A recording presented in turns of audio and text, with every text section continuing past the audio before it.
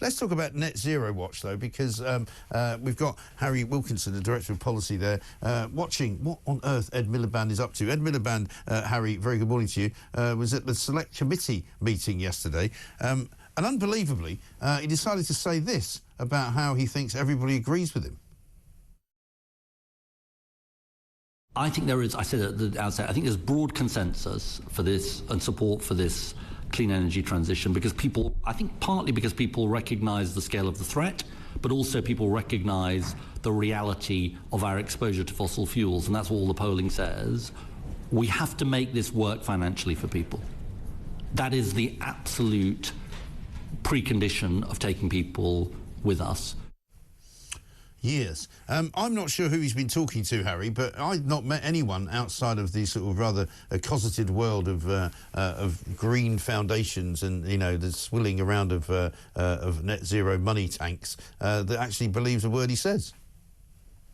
Well, this is quite classic behaviour from the climate alarmists. Whenever they're challenged, they sort of resort to saying that, you know, you're starting a culture war, or you're doing something that's totally inappropriate and totally beyond the pale, just by questioning these numbers behind net zero. Ed Miliband clearly doesn't want to look into the actual costs of net zero. He's just cancelled a really important piece of work that was commissioned by his predecessor, Claire Coutinho. This was a full systems analysis of the cost of his energy policy. So that means that his plan to actually have loads more offshore wind, would that actually bring down bills? That's the fundamental question here, because that's what he's planning to do. We have to know, will this actually work? Will this bring down bills, like Ed Miliband says? And a full systems cost would mean that, as well as the initial cost of building those wind turbines, you would also be able to look at the cost that they would have on the wider grid, because you have to back up that wind, you have to build the transmission networks, you have to build those power lines.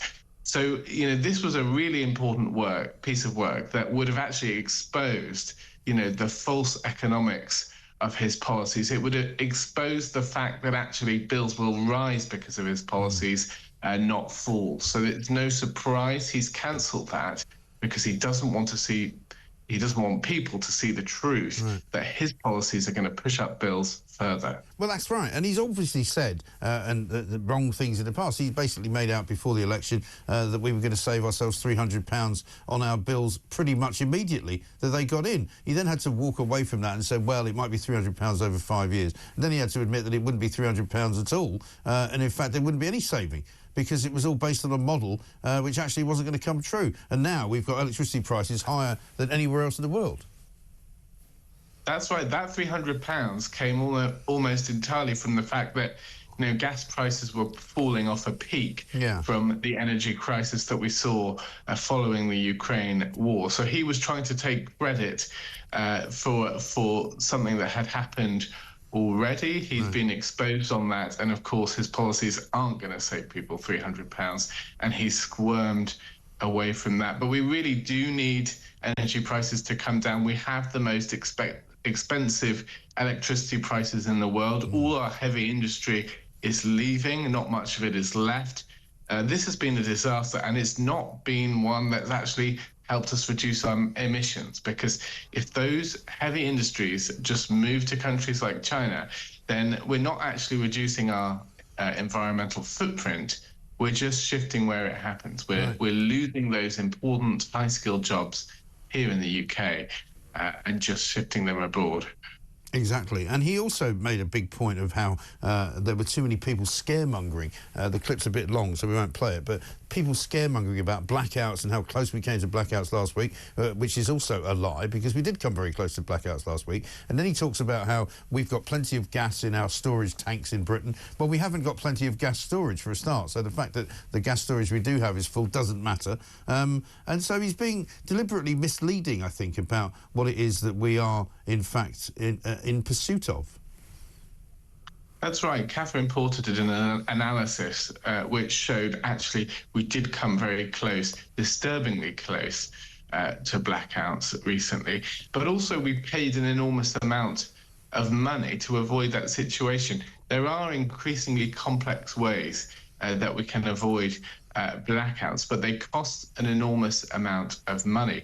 We have a huge array of actually more polluting backup diesel and gas generators, which can come on at a moment's notice, but we pay an enormous amount for the privilege. There is just no adequate alternative to having reliable sources of power at a grand scale, like large-scale sort of gas power stations, open cycle gas turbines, like nuclear power.